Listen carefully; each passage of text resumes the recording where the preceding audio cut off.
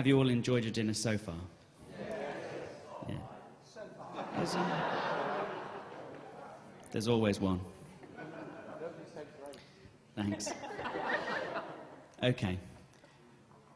This evening's award for services to humanism, the first of what will be an annual award at our revived conference, goes to a man who, although he says he's no desire to send messages out or to evangelize or to be a zealot for the things that he believes in, has nonetheless shaped, I'm sure, the minds and the attitudes of almost an entire generation, certainly in Britain and in other countries around the world. His were the first books since the Chronicles of Narnia. How is this sentence going to end?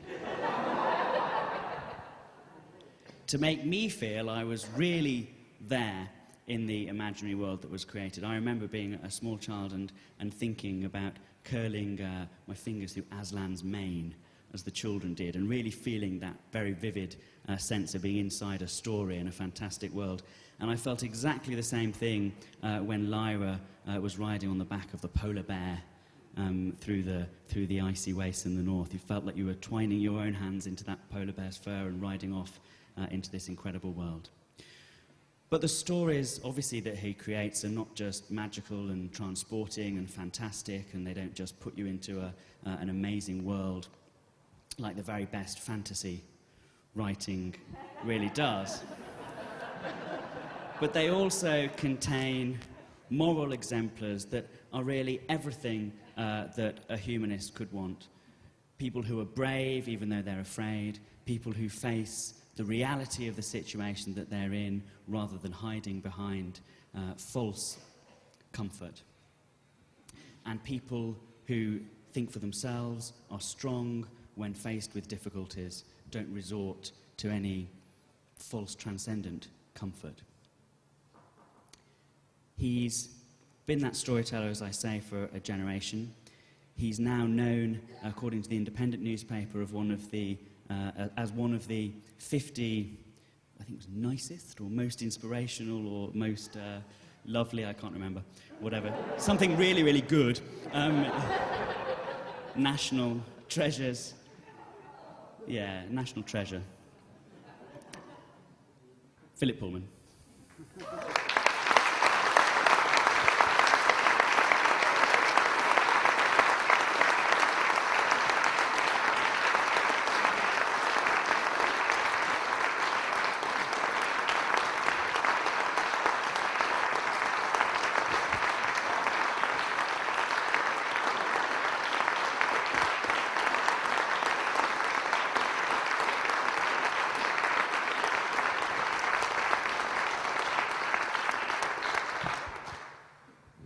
Thank you very much indeed.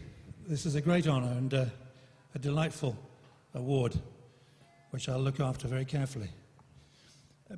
When I was in the taxi coming here from the station, the taxi driver said, what are you in Manchester for? What are you doing here? And I said, well, I've come to a conference. And he said, what's that about then? And I said, well, it's about the meaning of life. And he said, well, you know, it's odd you should say that because I know what the meaning of life is. And I said, really? And he said, yes. You see, now, not many people know this, he said, but it depends on the age of the Great Pyramid. Now, how old do you think the Great Pyramid is? And I said, well, I thought it was about 5,000 years. Oh, no, it's much older than that, he said. Shall I tell you how old? 215 million years old, he said. Great Pyramid. It was made not by human beings either, because there weren't any human beings then. It's made by the Acamerians, who came from outer space. Now, the proof of this came in 1947 in Roswell, New Mexico. And then we drew up at the hotel. Now, I'm rather embarrassed to say this, having just got an award for services to humanism, but I found his argument so convincing.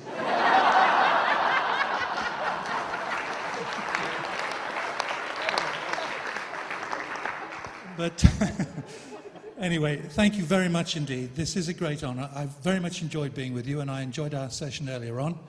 and enjoyed the dinner very much, and it's been very nice to meet some of you. Thank you again. It is a great honour. I shall treasure this and cherish it. Thank you very much indeed.